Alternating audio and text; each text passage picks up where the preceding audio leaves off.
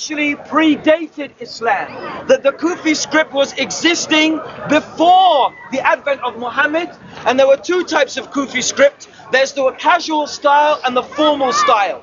This is written in the formal Kufi script style. It was only called Kufi because it actually came to be used commonly in Kufa in Iraq. That doesn't mean it existed before. So Mr. Smith's procrastinations, okay, although he sounds very academic, and admittedly he sounds very convincing, and he brings very clever arguments, careful scrutiny of this man's arguments actually leave him nowhere to stand on. And all of his arguments have actually been refuted, not by Muslims, but by other Orientalist people who have studied Islam, okay? So there's no doubt at all that the Quran, and I have quotations here, I just casually opened some books, okay? And I have quotations here from about 3 or 4 different books which I read from, written by non-Muslims, just to show it's completely impartial. About non-Muslims, about the authenticity of the Quran, that it is, the Quran of Muslims today is the same as that was had in the hands of Muhammad 1,400 years ago. And I'd like to direct you to a man called John B. Taylor.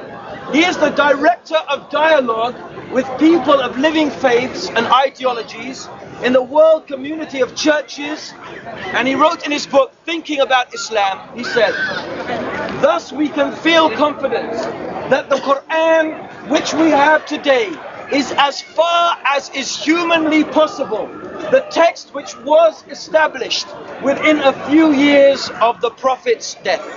Okay? This is a man who is a Christian. Not only is a Christian, he's a Christian missionary involved in dialogue with Muslims. He has to admit that the Quran the Muslims have was without doubt the same text that was established within a few years of the Prophet Muhammad's death. And I have many other quotations here, okay?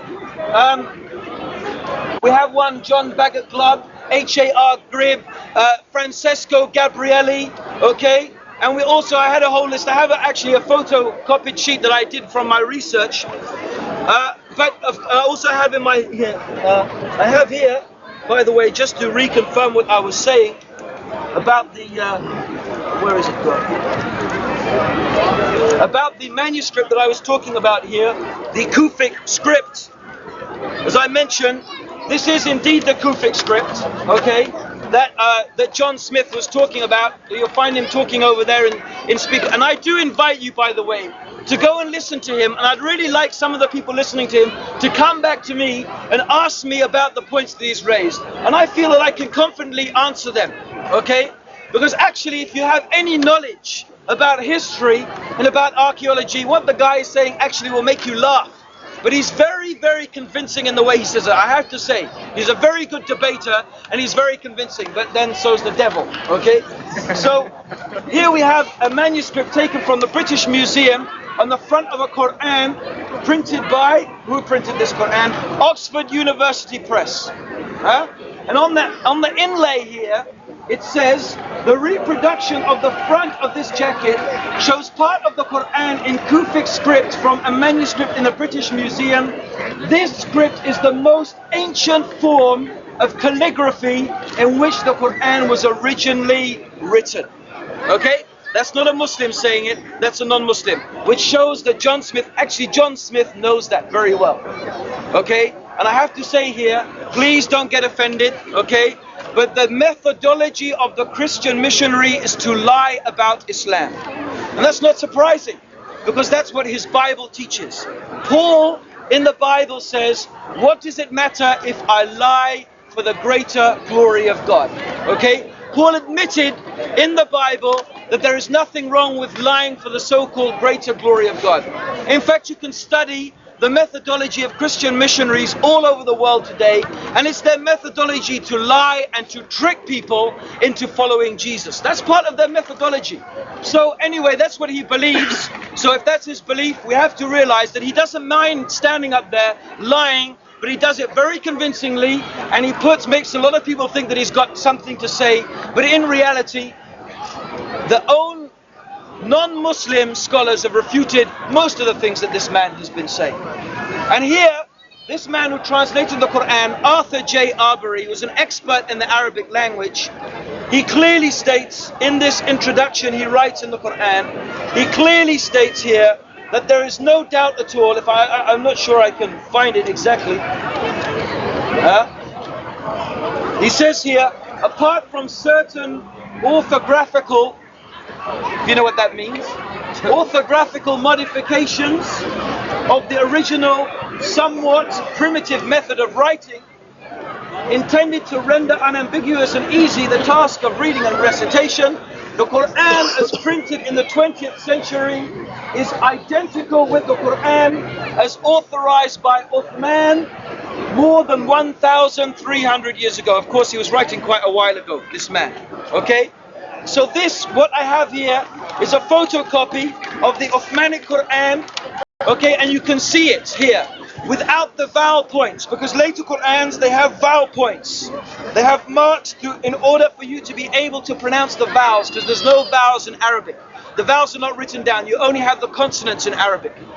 Okay? Afterwards, when Islam spread very far, people had difficulty in reading the Quran correctly because they weren't familiar with the Arabic language like the pure Arabs were.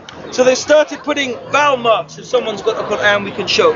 Anyway, so that's what Arbery says quite clearly, that this Quran is identical. So Muslims and non-Muslims need to have no doubt that the book that I'm holding in the book I'm holding in my hand, the Quran that I have, is identical to the Quran that was revealed to Muhammad sallallahu alaihi wasallam 1,400 years ago. As far as is humanly possible for any book to be proven authentic, the Quran can be proven authentic. Okay? This is my argument. There are many other arguments as well, by the way, to prove that the Tashkent copy is in fact the Uthmanic copy, the one ordered to be written by Uthman, who ordered the scribe of Prophet Muhammad, whose name was Zayd ibn Thabit.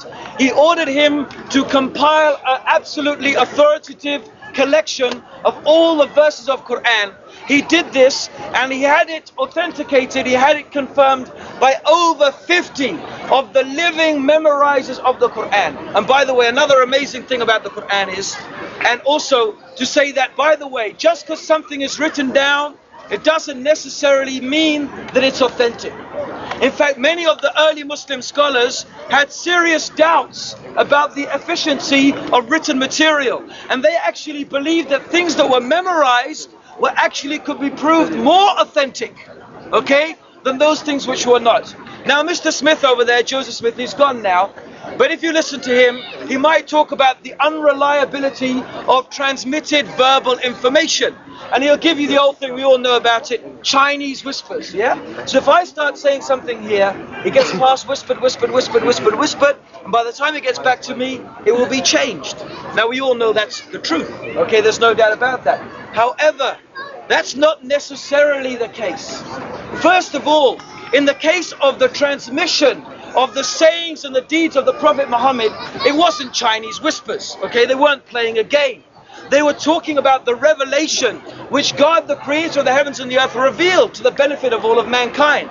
Secondly, I was thinking about this issue and I remembered my father.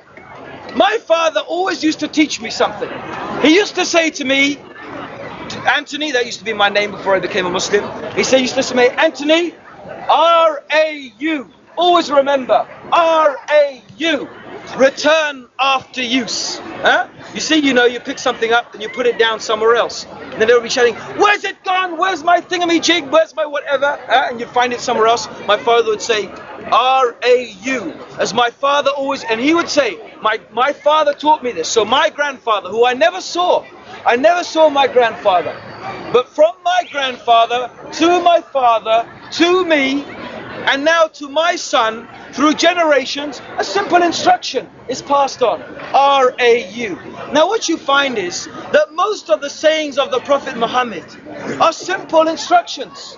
And what's more, you find them manifested practically, consistently in the daily lives of people. You understand? There's a difference between what you whisper, some stupid thing, and you whisper it round, okay, and it comes down as giggle, okay?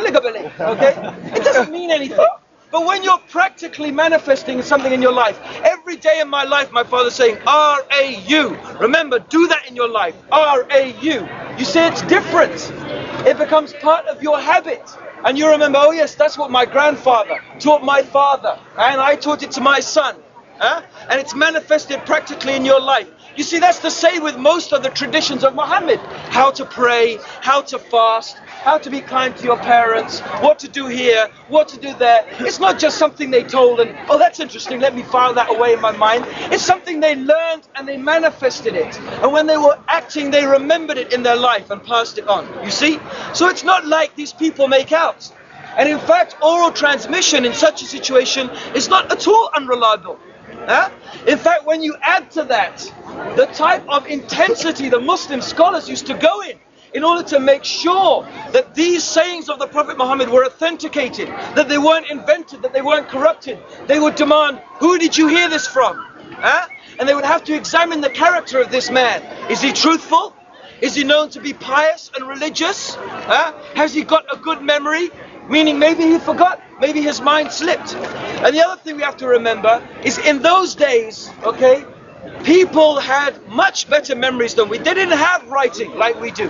They didn't have video recorders. They didn't have tape recorders to put everything down. They used to remember things. They used to remember things. And the other thing we find is until this day, you will find little children of 8 years old who can memorize the Quran in Arabic from beginning to end. And the Quran was memorized by so many Muslims. How is it possible? As this man Joseph Smith claims, okay, that the Quran, now think about this. Think about this man, what he's saying is so laughable. It's so laughable. The reason why people don't bother asking this man's questions is because anyone who knows anything will think it's not even worth replying to this nonsense. It's so absurd. But he does make it sound convincing. But now imagine the scenario Joseph Smith is painting. He's painting a scenario that in fact the Quran was only introduced 150 years after Muhammad. Now imagine this. These Arabs, okay, if you only look at them 50 years ago, as they are Muslims, okay, but having deserted Islam, you see how they're fighting each other. Look at them now. Saddam Hussein fighting Saudi Arabia. Look at these people fighting and quarreling. It's like it's in their blood. Okay, they're Bedouins. It's their nature. And before Islam, they were idol worshippers. Each one worshipped his own idol. Each one, as this man Joseph Smith admitted himself, they would set up an idol in a town in order to make it a center of influence. He said that himself. Yet he's suggesting that all these Arabs, okay, with all their different idols, fighting and quarreling each other, without any unifying force, without any single religion, managed to defeat the Persian and Roman empires. And then this man Hajjaj, who he claims introduced the Quran 150 years after the Muhammad, managed to impose this religion upon all these idol worshippers. Without any quarrel, without any complaint, with not one single word of, oh no, we're not going to give up our idols for this Quran, nothing. Suddenly, miraculously, this man Hajjaj, of whom the Muslim scholars were actually, some of them were fighting him, the people who had memorized, it's so ridiculous. If you study Muslim history, you will laugh. But of course, most of the people are ignorant.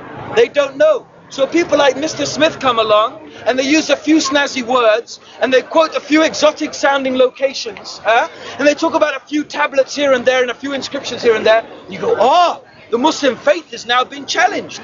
But any Muslim who has any knowledge is just laughing inside this thing. This is so ridiculous. So really, we find that we have so much proof and so much evidence to support the fact that the Quran the Muslims have is exactly the same. Isn't it enough that you can pick up a Quran in Central Mosque and you can go to China and pick up a Quran there? Then I challenge you, go to South America and pick up a Quran there. Then go to Siberia now. There's a whole lot of Eskimos, half of them apparently become Muslim. You know why? Because the Russian government, the Soviet Republic, when they wanted to conquer all these Muslim things, Tajikistan and Bukhara and stuff, the first thing they do is they arrest all the Muslim scholars. And they sent them off to Siberia. And the Muslim scholars ended up converting half the Eskimos. Okay? So now they have a huge Muslim Eskimo population. Go to Siberia, I can give you the address. I know the organization that's helping build mosques out there, and pick up a Quran from there. Everywhere you go in the Muslim world, and bring them all together. Bring them all together. And you will find word for word, letter for letter, they are exactly the same. In fact, you can go to any of these places, ask where is the Huffaz, where's the someone, the Hafiz, where's the one who's memorized the Quran, and bring them all together, and they'll recite the Quran in the same accent. And this is the same accent that was recited by Prophet Muhammad sallallahu alaihi wasallam 1,400 years ago. And a lot of these people don't even speak Arabic. That's enough. Isn't that enough for you? How did the Quran, this one Quran, become established so unanimously across the whole face of the Muslim world without a single complaint from anybody? No one complaining, oh, well, this verse is not there and that verse is not there. If Hajjaj bin Yusuf, 150 years after Muhammad, suddenly sort of introduced the Quran like Joseph Smith claims, if he suddenly introduced it, surely you will find his opponents like Abdullah ibn Zubayr, who was fighting him, bring his own version of the Quran to say, no, God said this, supporting me.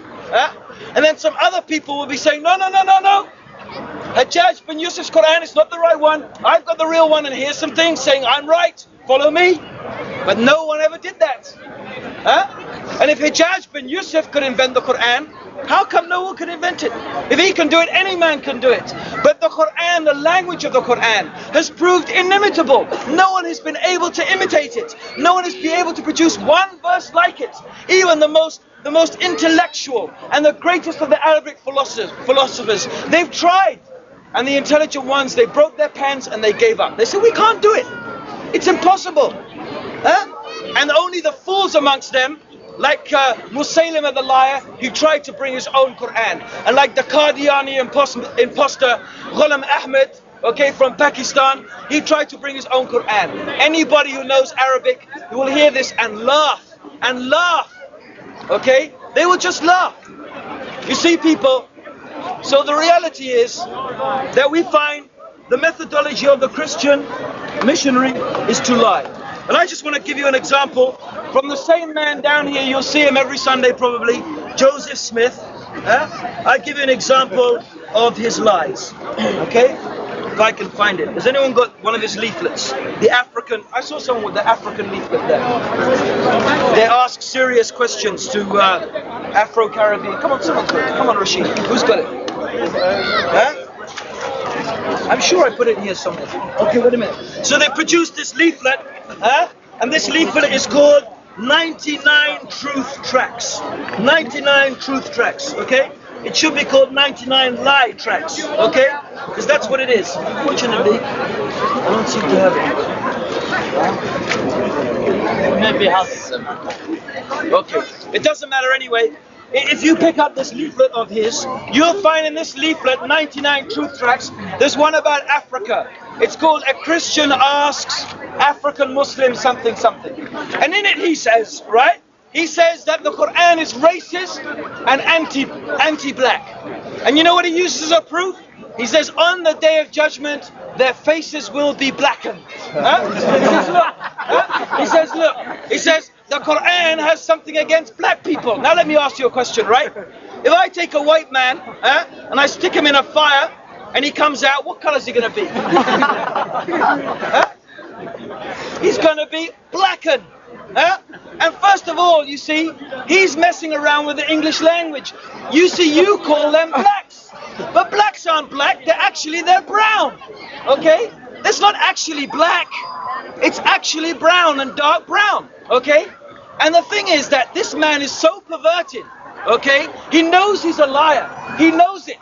He knows the Prophet Muhammad said there is no difference between the dark person, the black person, and the white person. There is no difference between the Arab and the non-Arab except in piety. That's what the Prophet Muhammad said. He knows the Quran also says, that we made you, God, Allah, made you into tribes and nations in order that you may get to know one another, not that you may despise one another. He knows that's in the Quran, but he's a Christian and and he's a liar. And it's the methodology of the Christian missionary to lie. So here's 99 truth tracks. Examine most of them. They're 99 bull tracks. That's what they are. Okay? So I wish I had it with me so I could read it out. And you'll see more of them coming out. Twisting and turning and perverting. You know the biggest joke of all? When Joseph Smith in his debates, okay, was asked, or rather he asked himself, he wasn't asked, he asked himself. When Joseph Smith was asked about the Bible, Abdurrahim, why are you always doing this to me? Why is he always doing this to me? He's always there. Abdurrahim, can you get him? Every week you do this to me, yeah. Every week you do it to me. Why don't you take the Yehudi over there, far away, okay? So his stench doesn't disturb us, okay? That's right. And then you can go and talk to him over there. Yeah. Take him away. Get up. Shut up. See, and then Joseph Smith, he went on to say, right, that no, the Bible is authentic. Oh yeah, here's the leaflet. Huh? An African asks some disturbing questions of Islam. You know, these Christians are so desperate to insult Islam, they insult themselves. They insult their own book. You see, he's talking about slavery in Islam. First of all, slavery in Islam has never been a race issue. I don't deny there's slavery in Islam. I wouldn't be a Muslim if I did. But it's not a race issue. Islam doesn't say enslave the niggers, okay, because they're inferior to us. We found actually that the black Saracens were enslaving the Europeans. Yeah. That's the reality. So slavery in Islam is not a race issue like this man makes it out to be. It was never a race issue. And the other thing we'd like to unfortunately point out to him, that he's complaining about how Islam went sword in hand, converting people with a sword swinging, become Muslim. You know, here it's talking about how the Muslims, he says, fight and slay those who, he says, fight and slay and seize them, beleaguer them, and lie in wait for them in every strategy of war. Huh? And so he's saying how the Muslims make war on those who make war upon Allah and His Messenger and strive after corruption in the land. What's wrong with that? Striving after corruption in the land. I'm glad he's admitting Christians make corruption in the land. Okay, will be that they will be killed or crucified or have their hands and feet. You see, look at him. Now this man knows Joseph Smith. He knows tafsir. He knows explanation. He's got a master's degree in Islamic studies. And look at him. He can't resist lying. He wants to take this verse out of context. He thinks it's talking about killing every non-Muslim and crucifying them. But that's not what it means. This verse about crucifixion, okay, and about chopping hands and feet off is for armed robbery. It's for armed robbery. And in fact, the people who it was done to, they were Muslims. The people whom this verse was implemented on were Muslims, okay? The other thing is that in Ethiopia, this Christian country that he's talking about, the king of Ethiopia, Negus of Abyssinia, in the time of Prophet Muhammad, along with most of the nobility and most of the bishops, embraced Islam. And there was no Muslim army ever went to Ethiopia. The Ethiopians, a lot of them, most of them you find today, they embraced Islam in the time of the Prophet Muhammad, when his companions went over there seeking refuge there. Huh? So there was no Islam being, and the other thing is, Islam says, let there be, it's in the Quran. You see, now again, you'll find the Christian lying, quoting things out of context. He knows the Quran says, let there be no compulsion in religion. Truth stands out clear from error. He knows that verse in the Quran, yet he's trying to make out that the Muslims compelled Christians in Africa to accept Islam. They didn't compel them. The Christians realized that Islam is the truth, and willingly, like they are today, I think they did an estimate about 5 or 10 years ago, in 1 year, 10 million Africans embraced Islam. Huh? Now I want to ask you a question, right? 10 million Africans embracing Islam every year. What Muslim army is in Africa today, forcing them to become Muslims? Huh? What Muslim army is in Africa today, forcing them to become Muslims? There isn't one. They're embracing Islam today as they did in the past because they know that it is the truth, and that the Quran is from Allah, and that Muhammad is his messenger. And they know that Muhammad is the messenger, and they recognize him and his description in their own books. This is why. This is why they're becoming Muslim. So we find this man, they can't resist lying, the Christians. You know why they have to lie? It's not like Joseph Smith says that the Orientalists, they keep on producing arguments against Islam because they know that Islam is not authentic. It's not like that at all. You find that the Orientalists, they keep having to lie against Islam because they can't find a decent argument. That's the reality. And you're telling me what? These people living in the 18th century, when England was ruling India, and the people who were giving the most trouble were the Muslims fighting jihad against them. They were looking honestly and sincerely as to whether the Quran was the truth or not. No, that's not the way it went. And until this day, it's not the way it goes. They say Muslims, Islam, fundamentalism on your TV, your newspaper. But they know that's not Islam, people. They know that's just, what is that? Because they found so many mistakes in the Quran? No. They're lying on purpose because they're protecting their selfish interests. This is the reality of the situation. And these Orientalists, I tell you, every single argument Joseph Smith's brought, his arguments have already been refuted by other non-Muslim Orientalists. And I point in case Nadia Abbott. She is not a Muslim, okay? And she has written extensively, showing categorically and clearly stating the reliability both of the Quran and of the prophetic Sunnah, the statements that are attributed to the Prophet Muhammad that have been thoroughly researched by the Muslim scholars. Now what's the joke after all? Joseph Smith in his debate with our dearly beloved Jamal Badawi, who I have to admit was a bit, I wouldn't say he was defeated, but they were talking in different levels.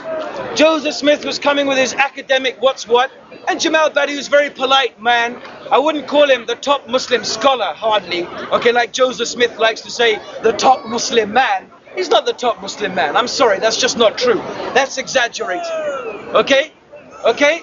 But Jamal Badawi, you see, he claimed in this debate that he recently had that we even know the names of the early people who wrote, you know, our Bible. It's absolute rubbish. Every single early document of the Bible, okay, and I have here with me a book. Not written by Muslims. Not written by Muslims. Here is a book written. See, you know, I don't need to preach against Christianity. There it is. That's Christianity. Now we have a book here. This book was written by a group of people called the Jesus Seminar. The man who wrote it, Robert W. Funk and Roy W. Hoover, they actually, and the Jesus Seminar is, I can't remember exactly, but it's a seminar, it's a group of about 30 to 40 and even a wider group of 50 biblical scholars, non-Muslim Christian scholars gathering together to find out and estimate what did Jesus really say. First of all, in the introduction of this book, he says that we have the earliest complete biblical manuscript that we have is dated 325 years after Jesus. It's the Codex Sinaiticus. You find it in the British Museum. It actually has an extra gospel, the gospel according to the Shepherd Hermas.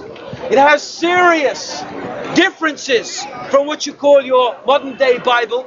But the oldest complete biblical document is 325. The oldest sizable manuscripts actually date to 200 years after Jesus. Now I admit that the Muslims also, we have manuscripts, okay, and most of the sayings of the Prophet Muhammad were not written until about 200 years after, but there's a big difference. First of all, remember, Christianity was a small cult, constantly being threatened, constantly being attacked by the Roman authorities. Islam, however, in a very short time became a world empire, okay? So we can see how the authenticity of Christian manuscripts must be much more questionable, very questionable. Matthew, Mark, the so-called Matthew, Mark, Luke and John, the four Gospelers, according to the Jesus Seminar, according to the Jesus Seminar, right? They say that Matthew, Mark, Luke, and John, here it is. It's written right here. All the Gospels originally circulated anonymously. All the Gospels originally circulated anonymously. Authoritative names were later assigned to them by unknown figures in the early church. In most cases, the names are guesses, or perhaps the result of pious wishes. This is what the Jesus Seminar, but Joseph Smith stated so boldly in his debate that we know the names, even the names, he said, even the names we know. Like, it was really amazing. We actually know the names of the people who wrote the Gospels. Even the names, he said. Yet when we Muslims say that we know not only the names of the people who recited the traditions, but also the name of every single person who transmitted that tradition back to the Prophet Muhammad, you know what he says? Oh, it's just a list of names. Just a list of names. But when it comes to the Bible, we even know the names of the four Gospels. You see, there's double standards going on here. Double standards going on, you know? But in fact, he doesn't. He doesn't know the names of the four Gospelers, and I challenge him right here. Pass it on to him. Bring your proof. Bring your proof of the names. If you even want to know who wrote Matthew, Mark, Luke, and John, bring me your proof. We'll go on. We'll read a little bit more here. Or before I surprise you with the real surprise, the real icing on the cake. We'll finish off with telling you something about this lovely book here, written by the... Oh, have you noticed, by the way, the five Gospels? The five Gospels? You thought there was four, didn't you? Not according to the Jesus Seminar. Now here they said, right? Mark. The suggestion that the Gospel was written by Mark was first made by Papias, 130 years after Jesus, as reported by Eusebius, who lived 325 years after Jesus. Now I asked Joseph Smith to even bring to us the document where Papias said that this Gospel, according to Mark, was written by Mark. He hasn't got it. But he says, we Muslims, we have to produce original documents. We have to, he says. Yet he claims he knows their names, but he only knows the names through someone who claimed that he wrote it. He heard Papias. How did a man living 325 years after Jesus said that a man 130 years after Jesus said this Gospel was written by Mark? What's the proof? So the only information, the first real information, he goes on to say, in this, as in the other matters, Matthew, Mark, Luke, and John, the others as well, Papias is unreliable because he is interested in the guarantees of an eyewitnesses rather than in the oral process that produced Mark. And you know what's interesting here is while Joseph Smith is attacking the oral preservation of the sayings of the Prophet Muhammad in the Quran, he's attacking the methodology used by the Muslims. The Jesus Seminar is actually saying that Christianity needs some authoritative form of proving oral tradition. Amazing. You see the double standards of these Christians? You see the double standards? That's very sad. That's very sad that you have to lie. That's very sad that you won't apply the same standards to the Quran as you apply to your book. I really honestly say, okay, whenever I attack the Bible, I attack the Bible on standards that I would expect the Quran to be attacked upon. I won't make ridicule of something in the Bible that's in the Quran. How could I? Yet this man is ridiculing the Quran, but you'll find the same things in the Bible. We mentioned slavery. Slavery is approved of in the Bible. Yet this man, Joseph Smith, in his pamphlet, asking Muslim Africans to ask serious questions about Islam, he attacks slavery. Yet Paul in the Bible allows slavery. There's no condemnation of slavery in the Bible. So if he's attacking slavery in the Quran, why doesn't he attack it in the Bible as well? Because the man is so desperate to find an argument, he has to lie, and he has to even lie against his own book and make fun of his own book. Now, just to put the icing on the cake, we talk about the Jesus seminar. The 5 Gospels. What did Jesus really say? What they did here in this lovely book, okay, is they divided the sayings of Jesus, and here's an example: black, red, grey, and they also have pink. Black means they think that Jesus definitely didn't say it. Grey means this is something that we're almost certain Jesus didn't say. Red means Jesus almost definitely said it. And pink means Jesus probably said something like it. Oh dear. Oh dear. You know what? 70% of the words of Jesus are in black. The Jesus Seminar believe that 70% of the words attributed to Jesus, they believe he never ever said them. But Mr. Smith, I know my Bible is the truth. I know it's been proven, and until today it's still being proven that it's authentic. His teacher in SOAS, was a teacher of Arabic. His teacher in the School of Africa, I gave up looking at the Bible because I didn't, there's no point anymore. Everything's been said about it. Yeah, there's so many mistakes in it. What's the point? But he claimed, no, because why? He said his teacher was claiming how authentic the Bible was. But Joseph Smith himself says, no, we need to go to the experts. Well, who could be more expert than the Jesus Seminar? 70% of the words of Jesus, they think he didn't really say it. You know the next book that's coming out? What did Jesus really do? I can't wait. Assalamu alaikum. May God guide you in Islam.